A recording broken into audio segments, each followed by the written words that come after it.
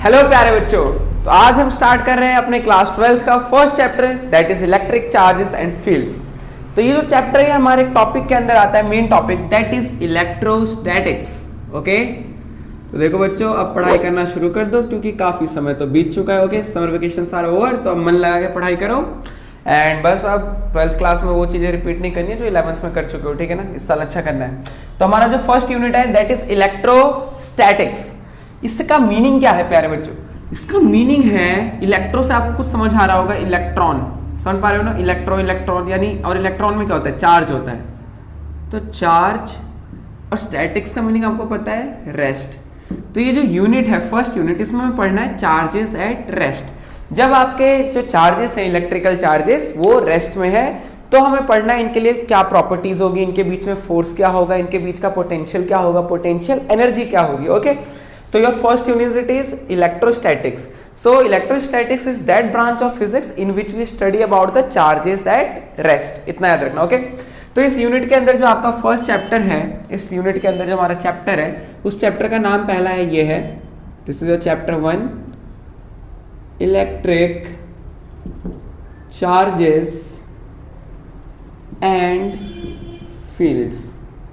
Field, ठीक है ना, electric charges and field, electric field. Okay ना।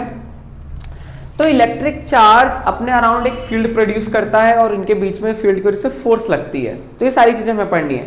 तो सबसे पहले हम बिल्कुल बेसिक से स्टार्ट करते हैं कि चार्ज होता क्या है, इसको हम जरूरत क्यों है इसे पढ़ने की, और इसके क्या क्या कंसिक्वेंसेज है, मतलब चार्ज की प्रॉपर्टीज क्या है और इससे क्या क्या हो रहा है। ओके, एंड यू विल, जब आप चैप्टर पढ़ लोगे तो आप समझोगे कि आपके अराउंड जो कुछ भी हो रहा है ये सब इन्हीं चार्जेस के इंटरेक्शन की वजह से। हम लोग भी चार्जेस की वजह से ही एक तरह से समझे, तो समझ पा रहे हो, क्योंकि हम लोग किससे बने भाई? मैटर से ही बने ना हम भी। और मैटर किससे बना होता है? एटम से। और एटम के अंदर क्या होते हैं? Charges, electron, proton and neutron. Okay, so we are also made up of atoms. सो अगर चार्ज ना होते तो हम ना होते। ओके, याद रखना। तो चलो अब इसको आगे स्टार्ट करते हैं, electric charges and field, charges at rest के अंदर।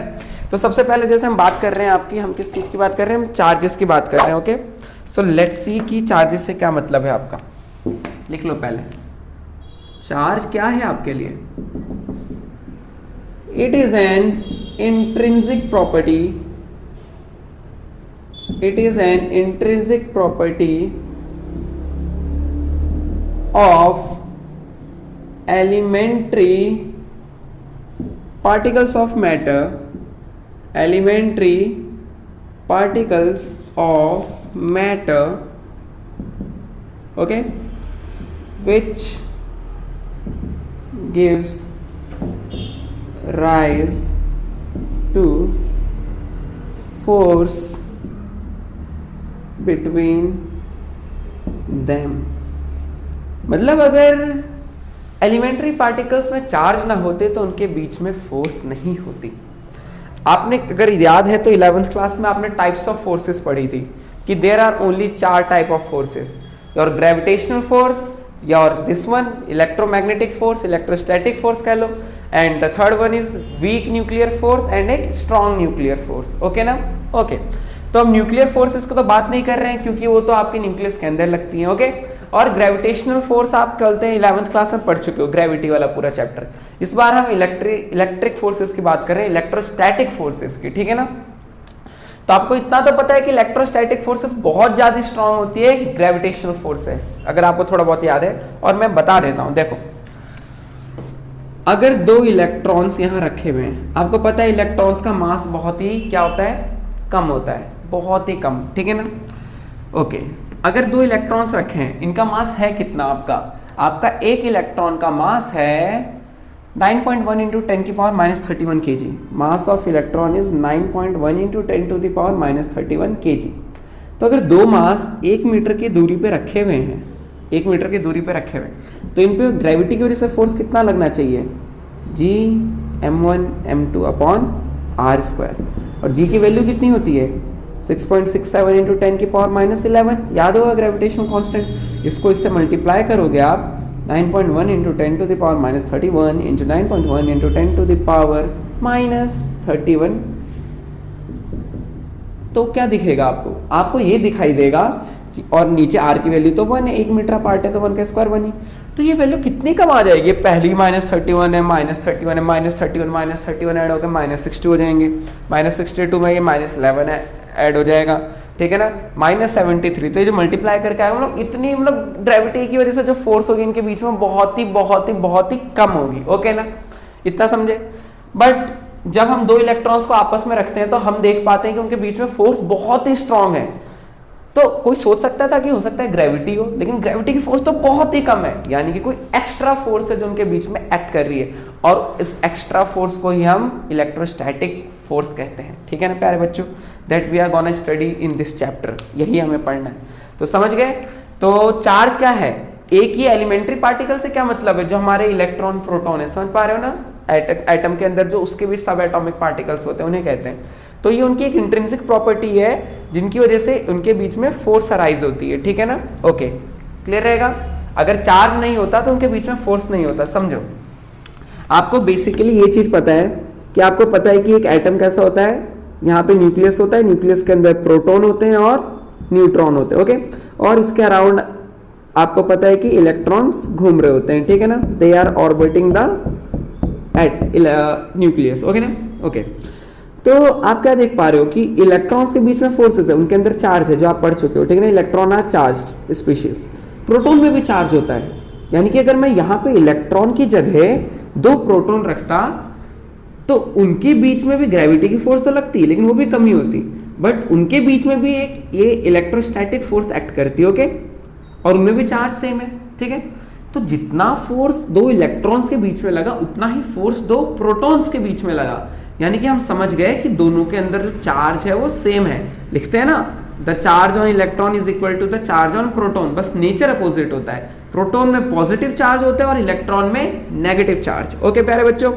तो यही करते हुए तो हमें पता चला कि अगर दो प्रोटॉन साथ में रखेंगे तो उनमें भी फोर्स लगेगी, दो इलेक्ट्रॉन साथ में रखेंगे उनमें भी फोर्स लग रही है, बट जब दो न्यूट्रॉन्स को साथ में रखें तो उनके बीच में कोई फोर्स नहीं लग रही है। सोचो क्यों, ग्रेविटी की तो लगेगी बहुत ही कम, चलो हटाओ, लेकिन उनके बीच में कोई एक्स्ट्रा फोर्स नहीं लग रही है, क्यों, क्योंकि जो न्यूट्रॉन्स होते हैं वो न्यूट्रल होते हैं, उनमें कोई चार्ज नहीं होता है, तो उनके बीच में इलेक्ट्रोस्टैटिक फोर्स कहते हैं एक्ट नहीं करती हैं, यस।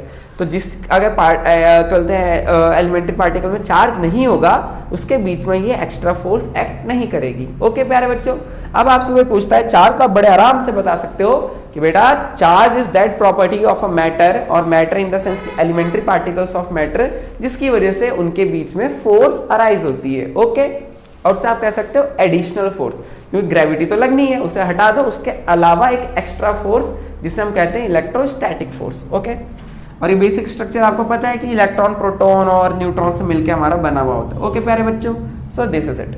अब इस चार्ज की कुछ प्रॉपर्टीज होती हैं, ठीक है, और जरा यूनिट तो पता ही होगी आपको चार्ज की ऐसा यूनिट क्या होती है प्यारे बच्चों, चार्ज की ऐसा यूनिट होती है आपकी कूलम, क्या, कूलम, ओके, कोई दिक्कत वाली बात नहीं। और ये क्या है, एक स्केलर क्वांटिटी है, क्या, स्केलर क्वांटिटी। इन्हें मतलब आप सिंपली ऐड और सब्ट्रैक्ट कर सकते हो जैसे आप नॉर्मल नंबर्स को करते हो, ठीक है ना। चार्ज इज ऐसा यूनिट कूलम और ये स्केलर क्वांटिटी है। और आपको पता होना चाहिए कि एक इलेक्ट्रॉन पे कितना चार्ज होता है, 1.6 इंटू 10 की पावर -19 कूलम, मतलब 1 कूलम बहुत ही बड़ी यूनिट है किसकी, चार्ज की, क्योंकि एक इलेक्ट्रॉन में बस इतना सा चार्ज होता है, 1.6 इंटू 10 की पावर -19, यानी इसको तो चिन्ह 0.00000000019 वाला लगा के 1 इतना कम, ठीक है ना। उसी तरह एक प्रोटॉन में कितना चार्ज होता है, इक्वल 10 की पावर -19 कूलम। बस क्या इलेक्ट्रॉन का हम नेगेटिव नेचर लेते हैं और प्रोटॉन का पॉजिटिव, बाय कन्वेंशन, मतलब स्टार्टिंग में जो साइंटिस्टों ने प्रोटॉन को पॉजिटिव मान लिया, इलेक्ट्रॉन को नेगेटिव मान लिया, so that's why we are taking कि इलेक्ट्रॉन नेगेटिव चार्ज है एंड प्रोटॉन पॉजिटिव चार्ज है, ओके। तो दोनों का चार्ज का अमाउंट सेम है, बस नेचर अपोजिट है, okay. So this is it. अब देखो प्यारे बच्चों, स्टार्टिंग में लोगों को पता कैसे चला कि चार्ज क्या है, चार्ज क्या होता है। लोगों ने देखा पुराने टाइम में कि कुछ चीजें जब उन्हें आपस में रब किया जाता है तो उनके बीच में अट्रैक्शन होती है। लाइक आपने बचपन में करा होगा ये एक्सपेरिमेंट, आपने स्केल लिया होगा, उसे बालों से रगड़ा होगा और आपने कागज के टुकड़े करे होंगे और कागज के टुकड़े ऊपर उठ के आने लगे, वो स्केल से चिपकने लगे। So it is due to electrostatic force of attraction. Okay, और आपने दूसरी चीज देखी होगी, अगर मैं आपको अभी भी दिखाना चाहूँ तो अगर आपसे कोई बोले प्यारे बच्चों, ये बोल दे कि आपको एक बलून फुलाना है, आपको एक बलून फुलाना है, बट कंडीशन क्या है साथ में कि वो जो बलून है उसे आपको चिपकाना है बट विदाउट एनी ग्लू और टेप। उसके लिए छोटे बलून चाहिए होते हैं, बट अभी हमारे पास बड़ा वाला है। लेट्स सी, इससे तो हो नहीं पाएगा शायद, बट ट्राई करते हैं।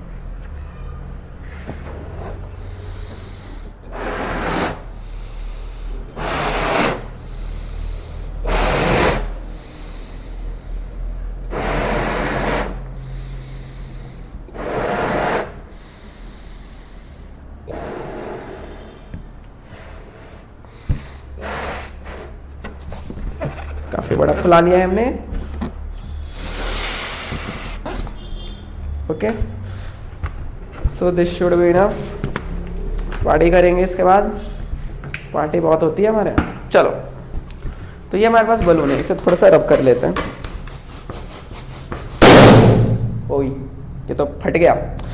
ओके, चलो मैं करके दिखाऊंगा, आप लोग घर में ट्राई करना। जो छोटे बलून्स होते हैं आपके, उसे लेना, रब करना एंड देखना कि वो आपके दीवार से स्टिक हो जाएंगे।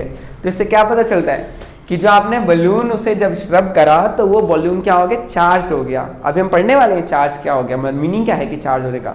बट वो जब हम रब कर देते हैं तो उसके बाद वो हमारे बोर्ड या वॉल से चिपक जाता है, तो हम कहते हैं कि उनके बीच में एक फोर्स एक्ट कर रही है और उस फोर्स का नाम होता है इलेक्ट्रोस्टैटिक फोर्स। ओके प्यारे बच्चों, ओके, तो देखो एक्सपेरिमेंटली पुराने जमाने में लोगों ने ये करा, क्या करा उन्होंने ये करा कि उन्होंने एक ग्लास रॉड ली। समझ पा रहे हो, जैसे ट्यूबलाइट ले लो, ग्लास की तो रॉड है वो, ये क्या है हमारी ग्लास रॉड। और उन्होंने क्या करा, एक सिल्क का कपड़ा लिया। क्या लिया, एक सिल्क का कपड़ा। और उन्होंने सिल्क के कपड़े को लेके बोलते हैं ग्लास रॉड को रब करा। सिल्क का कपड़ा लो और रॉड को, मतलब जैसे सफाई करते हैं, रॉड की सफाई करी। तो क्या हुआ, उन्होंने क्या पाया कि उसके बाद ये जो रॉड थी ये चीजों को अट्रैक्ट करने लग गई, कागज को कह लो। तो उन्होंने पाया कि जब तक तो रब नहीं किया था तब तक तो कुछ नहीं हो रहा था, रब करने के बाद कुछ होने लगा। ओके, उसी तरह उन्होंने एक दूसरा एक्सपेरिमेंट भी करा था। उन्होंने ली थी एक इबोनाइट रॉड। इबोनाइट आपका एक तरह से इंसुलेटिंग मटीरियल है, ठीक है ना। Ebonite rod, what, ebonite rod. और इसी चीज को उन्होंने रब करा, इस बार पता नहीं क्यों कैट की स्किन से। फॉरेन में लोगों को शौक होता है स्किन की हैंकरचीफ बनाने, ये सब करने का। तो पता नहीं क्यों क्या करके उन्होंने कैट की स्किन ली, ठीक है ना, जिंदा कैट नहीं, मरी हुई कैट की स्किन। ओके, और कैट की स्किन लेके उन्होंने वही करा जो उन्होंने पहले करा था, कैट की स्किन लेके रब करा। यहाँ पे लिख देते हैं, ये है हमारी सिल्क क्लोथ, ये है भाई silk, not dairy milk silk, silk cloth. और ये हमारी कैट का skin. I don't know why, किसी और का स्किन होता तो क्या होता, चलो ट्राई करना कभी, ठीक है ना, कैट स्किन। तो इन्होंने ये देखा कि यस, इसके बाद इबोनाइट रॉड भी चीजों को अट्रैक्ट करने लगी। बट जब उन्होंने कुछ और ट्राई करे, जो हम बताएंगे आपको, तो उन्होंने कुछ चीजें अज्यूम करी। उन्होंने बोला कि जब हमने सिल्क क्लॉथ को ग्लास रॉड से रब करा तो ग्लास रॉड क्या हो गया, चार्ज हो गया, चार्ज हो गया, ठीक है। और जब इससे करा तो इबोनाइट रॉड भी चार्ज हो गई। अभी चार्ज का मीनिंग क्या है समझते हैं। देखो, उन्होंने बोला कि जब हमने ग्लास रॉड को सिल्क से रॉड करा तो ग्लास रॉड में पॉजिटिव चार्ज आ गया। क्या बच्चा पार्टी, पॉजिटिव चार्ज। ये डायग्राम ऐसे बना लेना ताकि रटना ना पड़े, डायग्राम से ही समझ जाओ। यानी कि जब हम ग्लास रॉड को सिल्क क्लॉथ से रब करते हैं तो हमारी ग्लास रॉड क्या हो जाता है, positively charge. What, positively charged. और वहीं पे जो सिल्क क्लॉथ थी it becomes negatively charged. What, negatively charged. In the same way यहां पर जो इबोनाइट रॉड थी वो नेगेटिवली चार्ज हो गई, उल्टा हो गया वहां का, ebonite rod negatively charged. Okay प्यारे बच्चों, और वहीं पे जो कैट की स्किन है, बिल्ली की स्किन, वो क्या हो गई, पॉजिटिवली चार्ज्ड।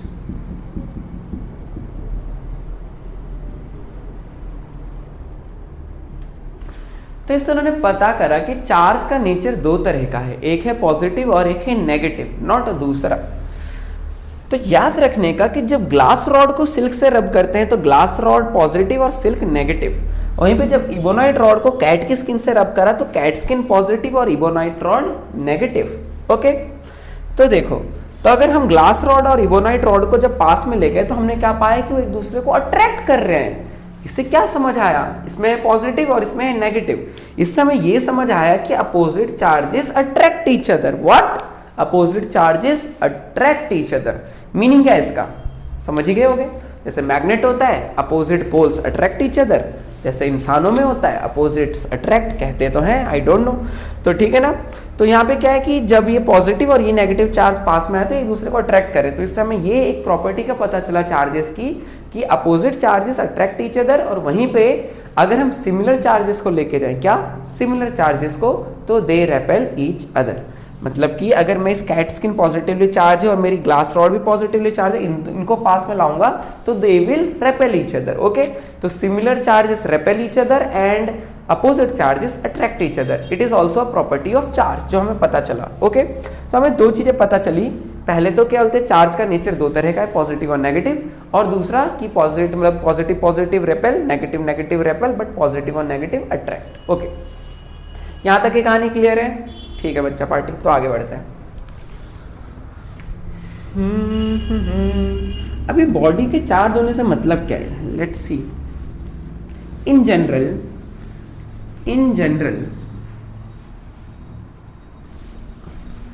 जनरल मतलब आमतौर पे क्या होता है, जो ओवरऑल बॉडी होती है वो क्या होती है, न्यूट्रल होती है। मतलब किसी बॉडी में जितने नंबर ऑफ इलेक्ट्रॉन्स होते हैं उतने ही नंबर ऑफ प्रोटॉन्स होते हैं। तो कोई बॉडी एक दूसरे को, जैसे स्केल ही है, जब तक उसे रब नहीं करते तब तक वो अट्रैक्ट नहीं करता, क्योंकि जब तक हमने उसे रब नहीं करा होता है, स्केल क्या होता है, neutral. Neutral in the sense उसमें जितने नंबर ऑफ प्रोटॉन्स है उतने ही नंबर ऑफ इलेक्ट्रॉन्स है। ओके, तो क्या होता है, जितना अट्रैक्शन होता है उतना ही रिपल्शन होता है, तो ओवरऑल फोर्स कैंसिल आउट हो जाती है। ओके, तो हम किसी बॉडी को चार्ज करना चाहते हैं, तो चार्ज से मीनिंग क्या होता है, कहीं पे लिखा है अ बॉडी इज चार्ज्ड। इसका मीनिंग ये होता है, इसका मीनिंग ये होता है कि या तो बॉडी में प्रोटॉन एक्स्ट्रा है या तो इलेक्ट्रॉन एक्स्ट्रा है। Meaning it has axis of electrons और प्रोटॉन्स। समझो, एक बॉडी है जिसके अंदर 25 इलेक्ट्रॉन है और 25 ही प्रोटॉन है। 25 तो electron negative charge, proton positive charge, तो दोनों ने एक दूसरे को कैंसिल आउट करके जो नेट चार्ज है भाई वो है 0। तो हम कहेंगे कि ये बॉडी चार्ज नहीं है, हम कहेंगे ये बॉडी क्या है, न्यूट्रल है, न्यूट्रल और अनचार्ज्ड। व्हाट? अनचार्ज्ड। बट वहीं पर मान लो मैंने इस अपने बालों से रब करा और मेरे बालों में से कुछ इलेक्ट्रॉन इसमें चले गए। अगला केस, आफ्टर रबिंग कुछ इलेक्ट्रॉन्स इसमें चले गए। लेट्स से अब इसमें 5 इलेक्ट्रॉन एक्स्ट्रा चले गए, तो क्या हो गया, इसमें 30 इलेक्ट्रॉन हो गए और प्रोटॉन तो अभी भी 25 ही हैं। Okay, 25 proton. तो आपको इसमें बोलेगा भाई नेट चार्ज, तो अब नेट चार्ज 0 नहीं है प्यारे बच्चों, क्योंकि नेट चार्ज अब 25 प्रोटॉन 25 इलेक्ट्रॉन को तो कैंसिल कर देगा, बट स्टिल 5 इलेक्ट्रॉन बच जाएंगे। तो अब इसमें इलेक्ट्रॉन्स एक्स्ट्रा हैं, दिस कंटेन्स एक्सीस इलेक्ट्रॉन्स। तो हम क्या कहेंगे कि इसका मतलब है बॉडी अब क्या है, चार्ज्ड है। क्या है, चार्ज्ड है। क्या, चार्ज्ड। उसी तरह से मान लो आपने इस रॉड में से कुछ करके इलेक्ट्रॉन्स निकाल लिए होते, लेट्स से इसमें सिर्फ 20 इलेक्ट्रॉन बचे होते और प्रोटॉन आपके 25। देखो प्रोटॉन हम चेंज नहीं कर रहे क्योंकि प्रोटॉन न्यूक्लियस के अंदर होता है और उसे नहीं निकाला जा सकता, ज़्यादा बहुत ताकत लगेगी निकालने डालने में। जबकि इलेक्ट्रॉन क्या होते हैं, आउटर मोस्ट ऑर्बिट्स वाले जो आपके फ्री इलेक्ट्रॉन्स होते हैं उन्हें हम ईजिली रिमूव कर सकते हैं और एक्स्ट्रा थोड़ा बहुत डाल सकते हैं। 25 प्रोटॉन, वो अनस्टेबल होगा, वो बात अलग है। 25 प्रोटॉन आपका पॉजिटिव, ठीक है, ओके। अब देखो इसमें क्या है, इसमें क्या है, नेट चार्ज प्यारे बच्चों, नेट चार्ज। इसका जो नेट चार्ज है आपका, इट इज व्हाट, 5 प्रोटॉन्स, क्योंकि 20 इलेक्ट्रॉन 20 प्रोटॉन के चार्ज को तो कैंसिल कर देंगे, बट स्टिल 5 प्रोटॉन एक्स्ट्रा रहेंगे। तो यहां पे क्या है, एक्सिस प्रोटॉन्स, एंड ये बॉडी क्या है, चार्ज्ड, ये क्या है, चार्ज्ड। तो चार्जिंग से समझ गए ना, हम बॉडी को चार्ज तब कहते हैं या तो उसमें एक्स्ट्रा इलेक्ट्रॉन्स हो या फिर एक्स्ट्रा प्रोटॉन्स हो, और अगर दोनों बराबर हैं तो बॉडी न्यूट्रल कहलाती है। या ला भाई साहब, ठीक है ना।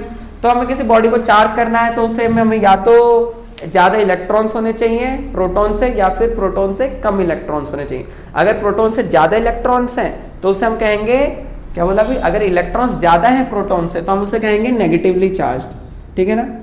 इसे आप जो चार्ज लिखा है इसके हम लिख सकते हैं क्या, negatively charged, negatively charged body. और यहीं पे ये क्या है, इसमें नेट चार्ज प्रोटॉन का ज्यादा है तो ये क्या हो जाएगा आपका, positively charged, positively charged body. So I hope कि अच्छे से क्लियर होगा, ओके, बढ़िया। अब हम किसी बॉडी को चार्ज किन किन तरीकों से करते हैं तो वो देखते हैं, ठीक है, बहुत इंपॉर्टेंट है यार, बुक में ज़्यादा कराया नहीं होता है ना, टीचर लोग कराते हैं, but it is important to know, ताकि आप जब भी नीट का टारगेट करो, नीट जेई का, तो बेसिक थोड़ा बहुत उसमें भी आपका हो जाए, ठीक है। देखो हम जो आपको पढ़ाएंगे वो बोर्ड लेवल का ही होगा, बट बोर्ड से कुछ चीज़ें एक्स्ट्रा होंगी, ठीक है ना, जो थोड़ा होगा वही, बट थोड़ा ज़्यादा डेप्थ में, ठीक है ना बच्चा पार्टी। हमारे यहाँ वही बच्चे पढ़ पाते हैं जो सीरियस होते हैं पढ़ाई को लेके कि हमें लाइफ में कुछ बड़ा करना है। मैं पहले क्लियर कर देता हूँ, पता नहीं क्यों, और भगवान जी के आशीर्वाद से हमारे यहाँ बच्चे भी ऐसे ही आते हैं जो कुछ उनका टारगेट होता है कि लाइफ में कुछ बड़ा करना है, डेडिकेटेड होते हैं। दे आर नॉट लाइक कि बस गए आए बातें करी दोस्तों से और घर चले गए, हमारे यहाँ ये सब नहीं होता है, ओके। तो जिन जिन को भी पढ़ने का शौक है तो वो आ जाओ, ठीक है ना। चलो, तो हम क्या बोलते हैं, मेथड्स ऑफ चार्जिंग। चार्जिंग तो आप समझ गए क्या होता है, एक्सिस ऑफ इलेक्ट्रॉन और प्रोटॉन, बट उसके मेथड्स क्या हैं, methods of charging a neutral body. तो प्यारे बच्चों, हमारे पास मेनली 3 तरीके हैं किसी चीज को चार्ज करने के, okay. We have 3 ways to charge a body, let's see what are those. First way है आपका by friction, by friction. Second तरीका है आपके पास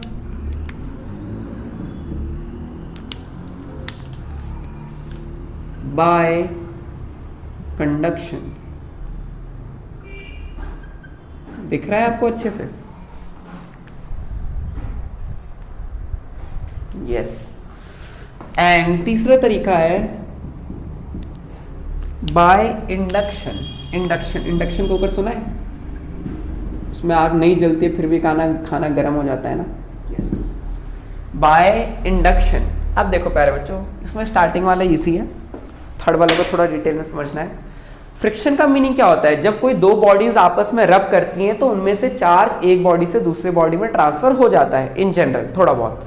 कैसे, क्योंकि जब बॉडीज रब करती हैं तो उनके बीच में हीट प्रोड्यूस होती है, आप कह सकते हो थर्मल एनर्जीज, तो उससे काइनेटिक एनर्जी बढ़ती है आउटरमोस्ट इलेक्ट्रॉन्स की, और वो इतनी एनर्जी आती है कि वो अपने जो पेरेंट एटम है उसे छोड़ के कहीं और जा सकता है, ओके।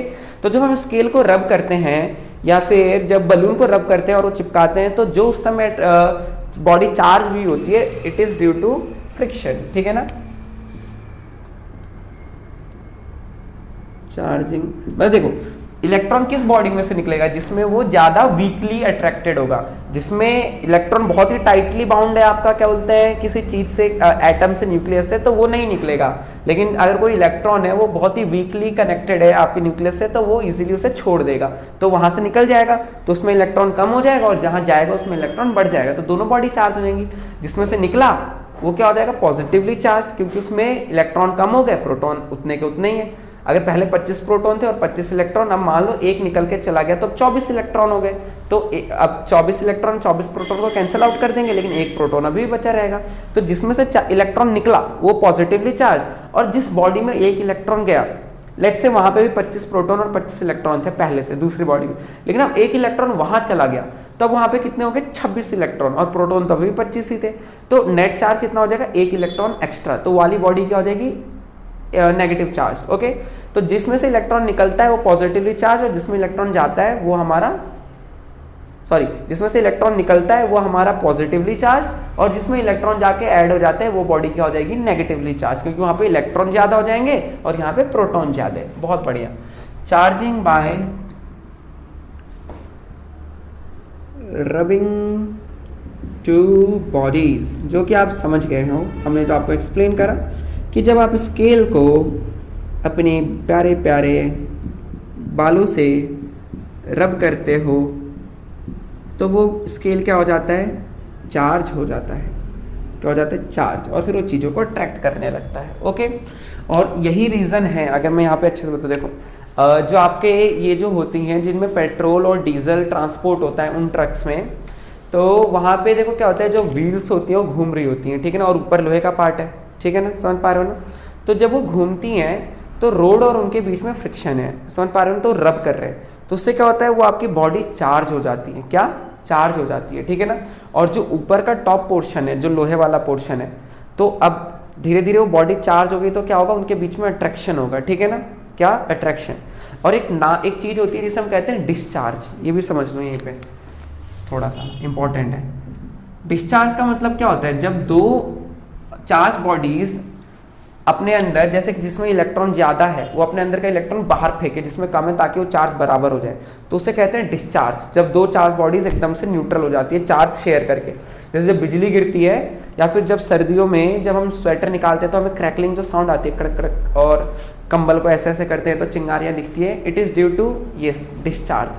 जब हम बोलते हैं निकाल रहे होते हैं स्वेटर या पहन रहे होते हैं, तो जब वो हमारी स्किन से रब करता है तो वो जो चार्ज होता है, डेवलप हुआ होता है उनके अंदर, वो डिस्चार्ज होता है। मतलब मान लो कि वुलन क्लॉथ से 4 इलेक्ट्रॉन हमारी बॉडी में ट्रैवल किया, तो वो क्या होता है, डिस्चार्ज।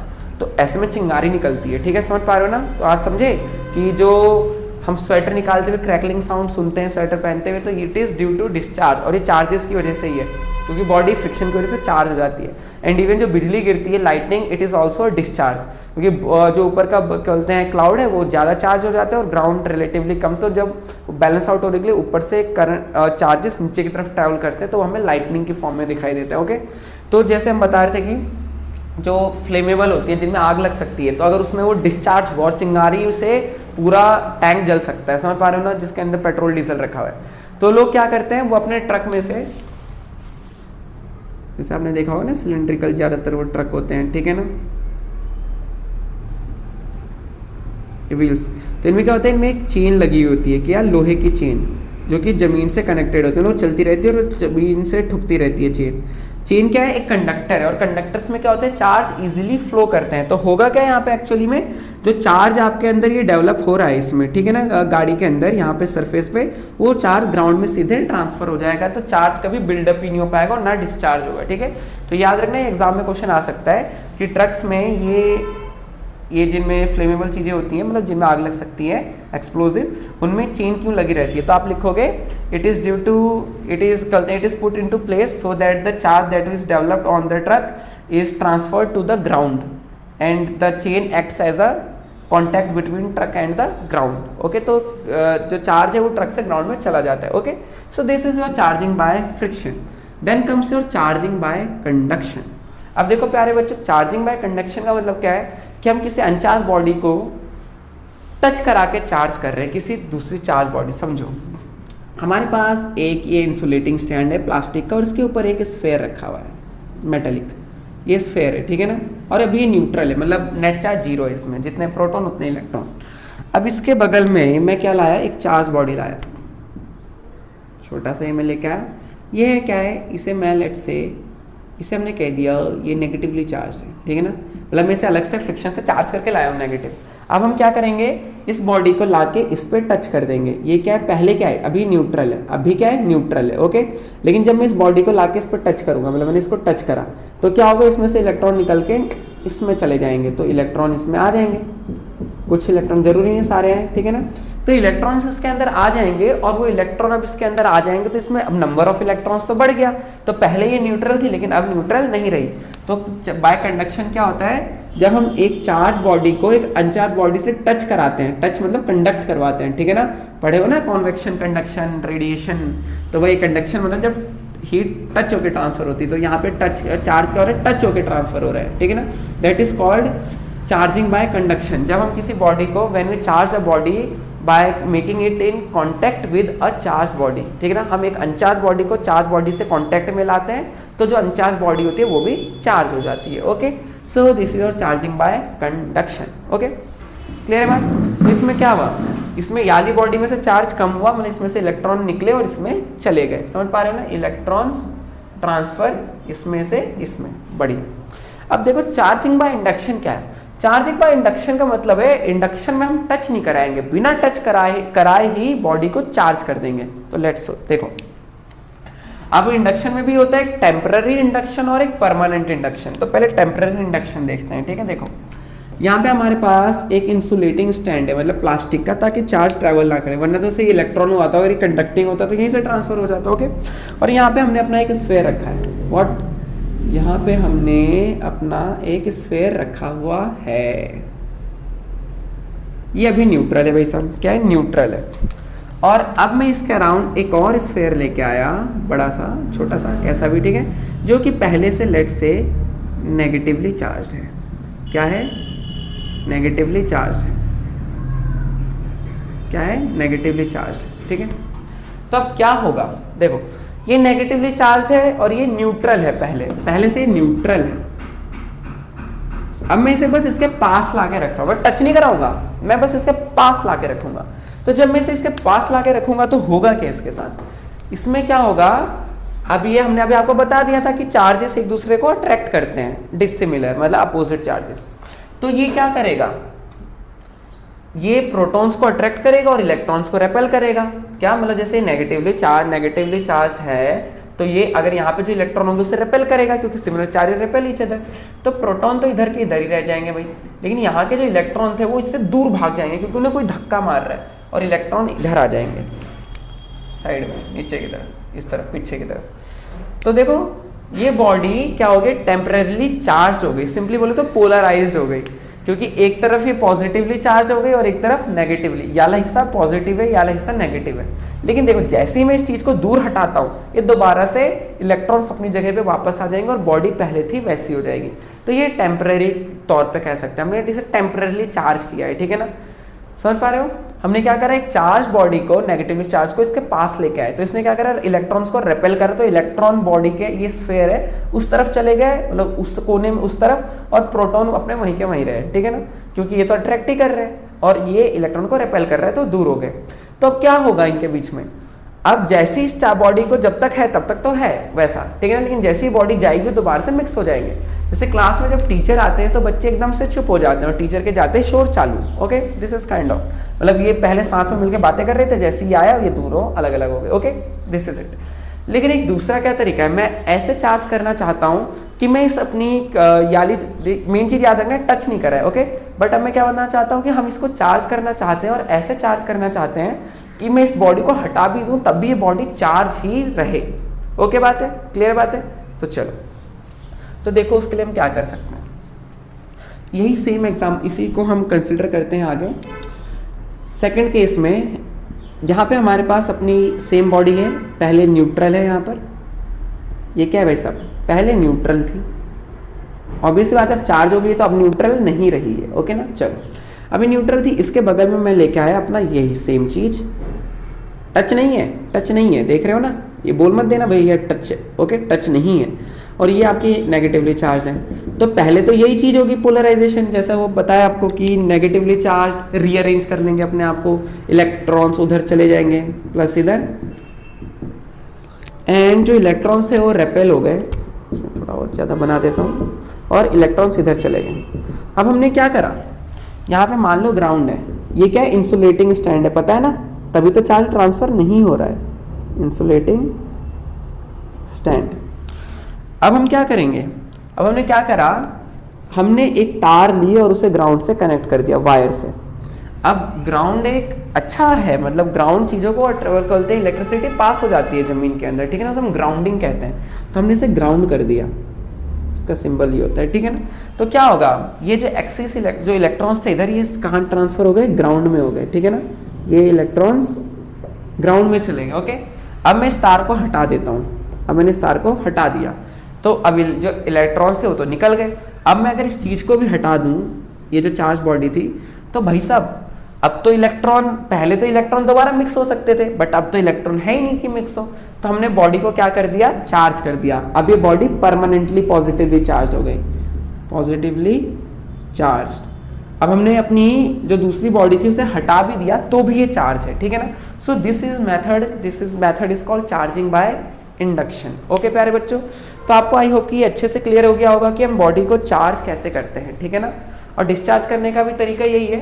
अब ये पॉजिटिवली चार्ज हो चुका है, तो मैं अगर एक नेगेटिव बॉडी को लेके आता हूँ तो क्या होगा, इसमें से इलेक्ट्रॉन इसमें चले जाएंगे और फिर से वो बराबर हो जाएगी और ये बॉडी क्या हो जाएगी, अनचार्ज हो जाएगी, न्यूट्रल हो जाएगी। Okay, so this is it.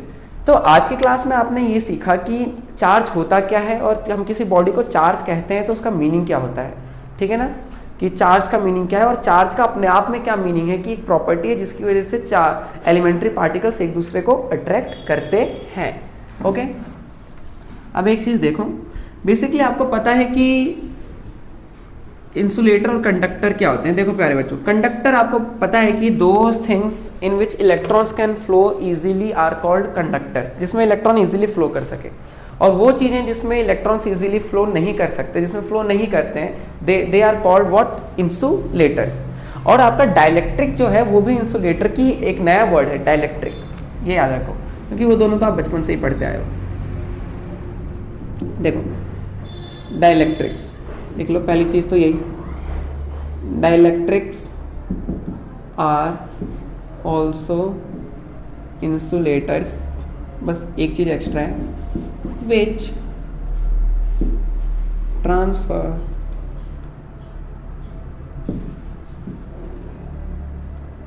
electric effect without movement of electrons।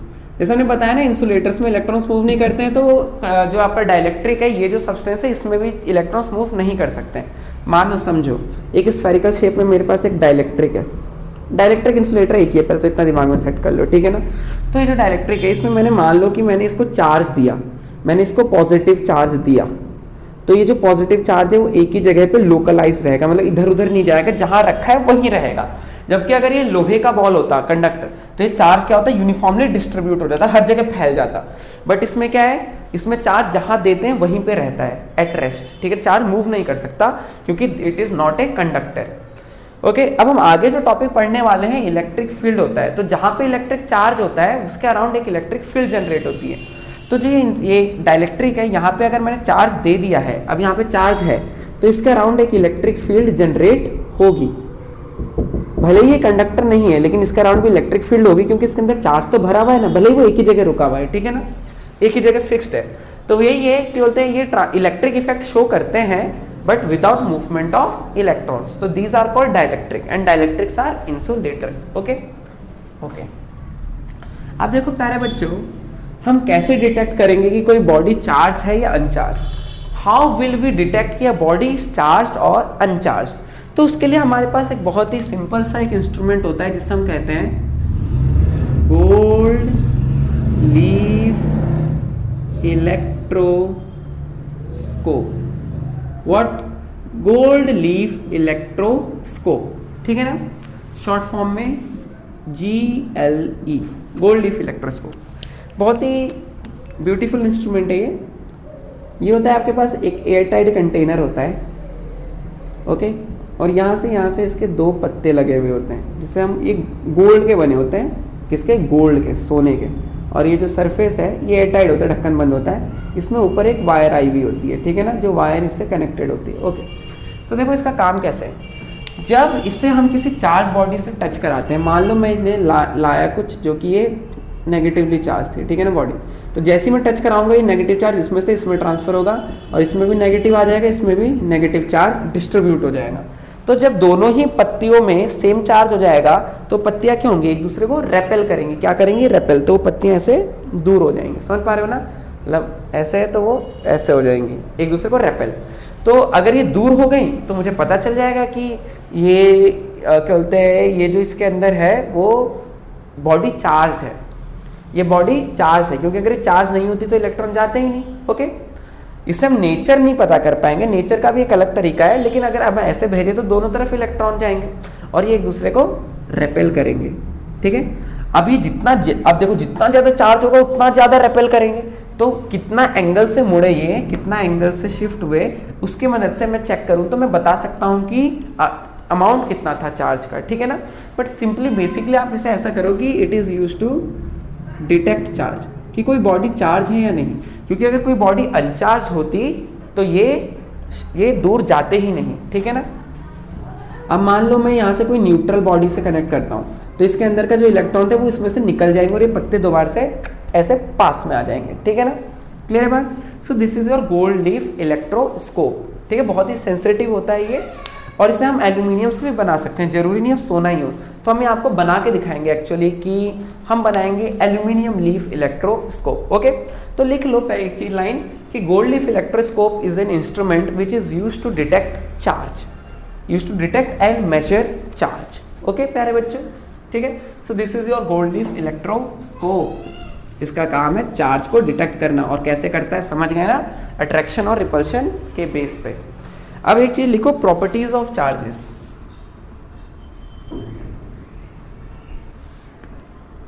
कि चार्जेस की क्या क्या प्रॉपर्टीज होती हैं। प्रॉपर्टीज ऑफ चार्ज, पहला they are additive in nature. जो हमने अभी पढ़ाया था ना, आपको बताया था कि वो स्केलर होते हैं, तो हम चार्जेस को सिंपली ऐड कर सकते हैं। They are additive in nature, मतलब किसी बॉडी में कहीं पे 2 कूलम चार्ज है, कहीं -3 कूलम, कहीं 5 कूलम, कहीं 10 कूलम, तो कोई पूछे टोटल चार्ज कितना होगा, तो ये वेक्टर की तरह नहीं है कि हमें एंगल उंगल देखना पड़ेगा कितने एंगल पे क्या है रिजल्टेंट, सिंपली ऐड हो जाएंगे। 2 coulomb plus -3 coulomb plus 5 coulomb plus 10 coulomb, तो क्या हो गया 2 + -3, 2 coulomb -3 coulomb plus 5 coulomb plus 10 coulomb, तो क्या हो जाएगा 15 + 2 17, 17 - 3 व्हाट 14 कूलम। ठीक है ना, समझ गए, ओके ठीक है ना। तो टोटल चार्ज बॉडी पे कितना होगा आपका 14 कूलम, तो सिंपली ऐड और सब्ट्रैक्ट कर सकते हैं। ओके, उसी तरह सेकंड प्रॉपर्टी लिखो, charges are quantized. Charges are quantized, अब ये बहुत इंपॉर्टेंट है।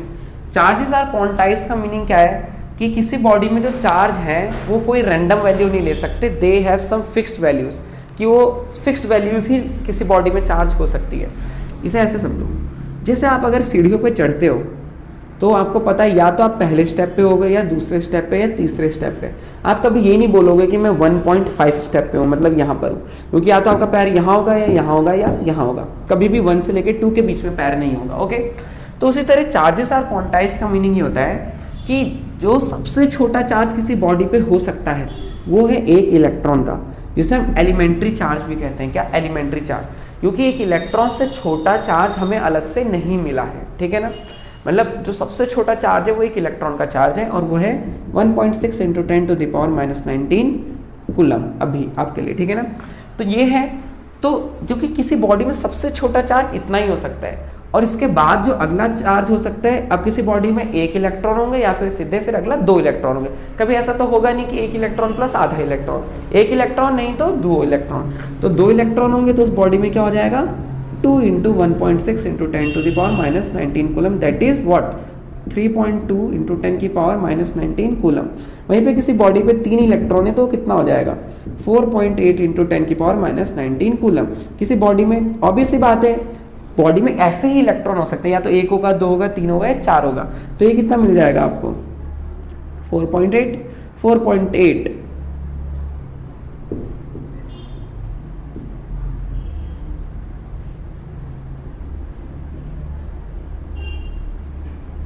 ठीक है ना, 6.4 इंटू 10⁻⁻19 कूलम। ओके, तो देखो मतलब क्या है, यानी कि इसका मीनिंग क्या है समझो। अभी इस लाइन को हटा देता हूँ।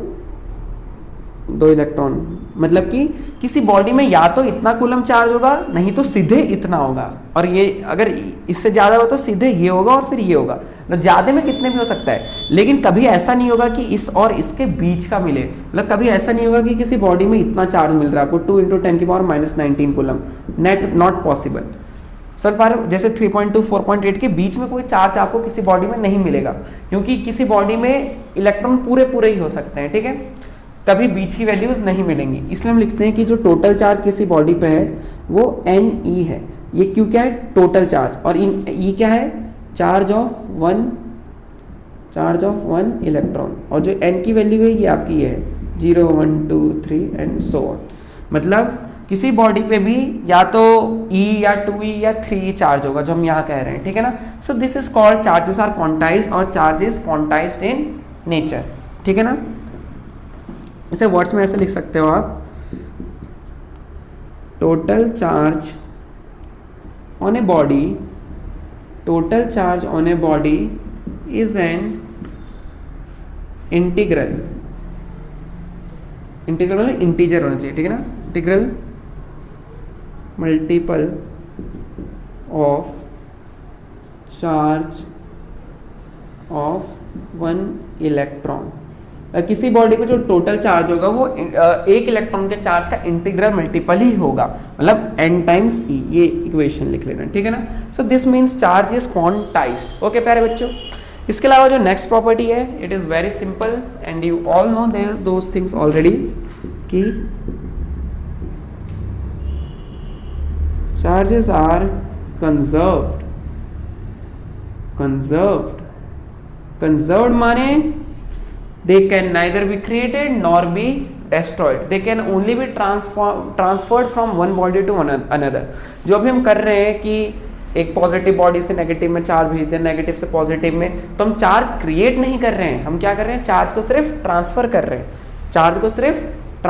रहे हैं। जैसे देखो, जब आप सिल्क को ग्लास रॉड से रब कर रहे हो तो क्या हो रहा है, सिल्क हमने क्या बोलते हैं, ग्लास रॉड पॉजिटिवली चार्ज हो रही है और सिल्क नेगेटिवली। इसका मीनिंग क्या है कि ग्लास रॉड से दो, मान लो एग्जांपल के तौर पे 2 इलेक्ट्रॉन निकले और सिल्क में 2 इलेक्ट्रॉन चले गए, इसलिए सिल्क नेगेटिवली चार्ज हो गई और जो आपका ग्लास रॉड था वो पॉजिटिवली चार्ज हो गई। ओके, समझे। तो दिस मीन्स कि चार्ज का सिर्फ ट्रांसफर हो सकता है, उसे हम प्रोड्यूस या डिस्ट्रॉय नहीं कर सकते। ओके प्यारे बच्चों, बहुत बढ़िया। सो ये थे आपके चार्जेस की प्रॉपर्टीज की, charges are conserve, charges are quantized and they are additive in nature. Okay, और ये लिखवाने की जरूरत नहीं है, बट यू नो कि similar charges attract each other, गलत, similar charges repel each other and opposite charges attract each other. Clear है बात, याद रखोगे ना, क्लियर है बात, कोई डाउट नहीं है, बढ़िया। तो आप चार्जेस की प्रॉपर्टीज पढ़ चुके हो, ठीक है ना। अब देखो, अब इसके बाद जो नेक्स्ट टॉपिक आता है, एक होता है कि चार्ज और मास में डिफरेंस क्या होता है। एक छोटा सा पॉइंट है, सो लेट्स डिस्कस इट अच्छे से। चार्ज और मास में डिफरेंस क्या है। पहली बात देखो, चार्ज आपका पॉजिटिव भी हो सकता है और नेगेटिव भी हो सकता है, बट मास कभी नेगेटिव नहीं होता। हम जो मास लेते हैं, कभी आपने सुना किसी का मास -5 किलो है, नेवर। तो मास क्या है, सिर्फ पॉजिटिव और चार्ज नेगेटिव पॉजिटिव दोनों हो सकते हैं। दूसरा, चार्ज क्या है, क्वांटाइज्ड है, जो अभी हमने पढ़ा कि चार्ज इज क्वांटाइज्ड, Q बराबर Ne, बट मास का कोई नो क्वांटाइजेशन अभी तक तो नहीं मिला है, हैज बीन फाउंड येट। क्या पता आप में से कोई ढूंढ दे और वो नोबेल प्राइज ले जाए। मतलब मास का कोई लिमिट नहीं है कि या तो 1 किलो होगा, फिर 1 किलो के बाद 2 किलो होगा, 3 किलो। हम मास को किसी भी प्रोपोर्शन में रख सकते हैं, 1.1 kg, 1.001 kg, ठीक है ना। ऐसा नहीं है कि सीधे यहाँ से यहाँ होगा, यहाँ से यहाँ, बट चार्जेस यहाँ से यहाँ, यहाँ से यहाँ, बीच में नहीं होंगे। ओके, बट मास हो सकता है। ओके, तो ये पॉजिटिव नेगेटिव हो सकता है। मास पॉजिटिव है, चार्ज क्वांटाइज्ड है, और मास क्वांटाइज नहीं है अभी, ठीक है ना। और जो चार्ज है, चार्ज क्या है, ये क्या बोलते हैं, ये कंजर्व्ड है, मतलब charges can neither be created nor be destroyed. But बचपन में आप लोग पढ़ते थे कि मास can neither be created nor be destroyed, but yes mass can be destroyed, mass can be destroyed and can be converted into energy and can be converted into energy। हम उसे energy में बदल सकते हैं। फेमस आइंस्टाइन की equation E is equal to mc square, मतलब mass को energy में कन्वर्ट कर सकते हैं, ठीक है ना। बट चार्ज को ना क्रिएट कर सकते ना डिस्ट्रॉय, बट हम मास को एनर्जी से मास बना सकते हैं और मास से एनर्जी, मतलब अभी बहुत ही कम फिजिबल है। बट जो न्यूक्लियर बॉम्ब और ये सब फटते हैं, न्यूक्लियर फ्यूजन बॉम्ब, तो इसमें यही होता है, जो आपके सिंपली बोले तो जो न्यूक्लियस का जो मास होता है थोड़ा बहुत, जिसे हम क्या बोलते हैं मास डिफेक्ट कहते हैं, मतलब न्यूक्लियर का मास एनर्जी में कन्वर्ट हो जाता है, इसलिए जब ये न्यूक्लियर बॉम्ब फटते हैं तो इतनी एनर्जी रिलीज होती है, ओके, बहुत ज़्यादा, ओके। अब जो चार्ज है, एक और property, charge does not depend on speed, मतलब अगर किसी बॉडी में 10 कूलम चार्ज है और वो बॉडी कितना भी तेज चले कितना भी स्लो चले, उसके अंदर 10 कूलम भी चार्ज होगा, बट मास रफ्तार के साथ बदल जाता है। बड़ा यूनिक लगा ना, इट इज स्पेशल। आप ये पढ़ोगे थियरी ऑफ रिलेटिविटी में, ठीक है ना, जब आप कॉलेज में आ जाओगे, ठीक है। तो इसमें क्या होता है, अगर कोई बॉडी बहुत तेज चल रही है तो उसका मास बढ़ने लगता है, उसका मास बढ़ जाता है, उससे हम कहते हैं, मतलब एक होता है आपका जब बॉडी रेस्ट में होती है उसे रेस्ट मास कहते हैं, और जब बॉडी ट्रैवल कर रही होती है तो उसका उस समय वेरिएबल मास। तो किसी बॉडी का मास, मतलब किसी का वजन चेंज हो सकता है, आपको पता है, तेज रफ्तार में चलने से। सो it is special thing. Mass depends on speed, ये भी आइंस्टाइन का काम था, ठीक है ना, मतलब आइंस्टाइन ने ही सोचा ऐसा, मतलब सोचना ही बड़ी बात है, और पूरी फिजिक्स बदल के रख दी। मास डिपेंड्स ऑन स्पीड, फॉर्मूला ये होता है m0 √1 - v² / c², ठीक है ना। तो ये एक फॉर्मूला होता है, ये रेस्ट मास है, जो ओरिजिनल मास है रेस्ट में बॉडी के, और ये है जो उसका मास होगा अगर वो किसी v वेलोसिटी से ट्रैवल कर रहा है तो मास डिपेंड्स ऑन स्पीड, ओके ना, क्लियर है बात। अब देखो एक लास्ट पॉइंट जो सबसे इंपॉर्टेंट है, मतलब याद रख समझने वाली चीज, कि अगर किसी बॉडी, अगर कोई बॉडी चार्ज है तो उसका मास जरूर होगा।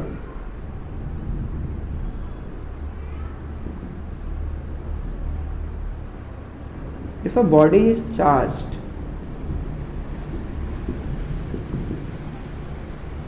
it must have mass, but उल्टा जरूरी नहीं है। A body has mass, it may have no charge। मतलब किसी मास, अगर कोई बॉडी मतलब जिसके अंदर मास है तो उसमें जरूरी नहीं है कि चार्ज भी हो, ठीक है ना, नेट चार्ज 0 हो जाता है ना। बट अगर कोई सी बॉडी में चार्ज, मतलब ऑब्वियस बात है, अगर कोई चार्ज बॉडी है तो उसका मास जरूर होगा, क्योंकि चार्ज होने के लिए मास इज नेसेसरी, क्लियर है बात। सो दिस इज इट। जैसे आपका न्यूट्रॉन है, न्यूट्रॉन में चार्ज नहीं है बट उसका मास तो है ही ना, तो उसमें मास है बट चार्ज नहीं है। बट आपके इलेक्ट्रॉन और प्रोटॉन चार्ज हैं बट उसके साथ मास तो है ही, ठीक है ना। तो क्या समझे कि अगर किसी कोई बॉडी चार्ज है तो उसमें मास होगा ही होगा, बट अगर कोई बॉडी में मास है तो जरूरी नहीं है कि वो चार्ज भी हो। So remember it, okay. So this is it today. और एक पॉइंट याद रखना, अभी हम आगे पढ़ेंगे इलेक्ट्रिक फील्ड क्या होती है। तो जो ग्रेविटेशनल फील्ड होती है ये हमेशा मतलब क्या बोलते हैं, ग्रेविटी हमेशा चीज़ों को अट्रैक्ट करती है। आपने सुना है ना, 2 मासेस हमेशा अट्रैक्ट करते हैं, बट चार्ज क्या होते हैं, चार्ज एक दूसरे को अट्रैक्ट भी कर सकते हैं और रेपेल भी, मतलब वही सिमिलर चार्जेस रेपेल करेंगे और अपोजिट चार्जेस अट्रैक्ट करेंगे। बट आपके पास जो मास होता है, हमने क्या पढ़ा अभी, मास सिर्फ पॉजिटिव ही है, तो मास सिर्फ एक दूसरे को अट्रैक्ट ही करते हैं, ठीक है ना। मतलब मार्स में मतलब ऐसा कुछ हुआ नहीं कि हमें कोई ऐसा मास मिले जो एक दूसरे को रेपेल कर रहा हो, समझ पा रहे हो ना। सो इट इज दिस कि मतलब mass is always attractive, the force between mass is always attractive, but force between charges can be attractive और रिपल्सिव, ओके। तो आज आपने इंट्रोडक्शन लिया इस चैप्टर का, क्या है इसमें चैप्टर में पढ़ना क्या है, एंड ये चार्जेस क्या होते हैं, चार्जेस की प्रॉपर्टीज़ क्या होते हैं, और किसी बॉडी को चार्ज कैसे करते हैं और डिस्चार्ज क्या होता है, ओके। अब इसके बाद जो नेक्स्ट लेक्चर होगा हमारी वीडियो सीरीज़ का, इसमें हम पढ़ेंगे आपका कूलम्स लॉ, फिर Coulomb's law in vector form, फिर उससे जुड़े हुए न्यूमेरिकल्स करेंगे, फिर हम पढ़ेंगे आपका डाइलेक्ट्रिक कांस्टेंट क्या होता है, ठीक है ना। फिर उसके regarding question. Okay, so next topic will be regarding आपका कल थे कूलम्स लॉ, और उसी में बहुत कुछ है पढ़ने के लिए, सुपरपोजिशन प्रिंसिपल है। ओके, फिर जब हम सेकंड को कंप्लीट कर लेंगे देन हम इलेक्ट्रिक फील्ड के बारे में पढ़ेंगे। ओके, ये बच्चों बहुत ही मजा आने वाला है, आप ध्यान लगा के पढ़ो, और कोई डाउट हो तो आप कमेंट सेक्शन में पूछो, और आप हमारे ऑफलाइन सेंटर में आके भी ज्वाइन कर सकते हैं ताकि आपको चीज़ें और भी क्लैरिटी से समझ आए।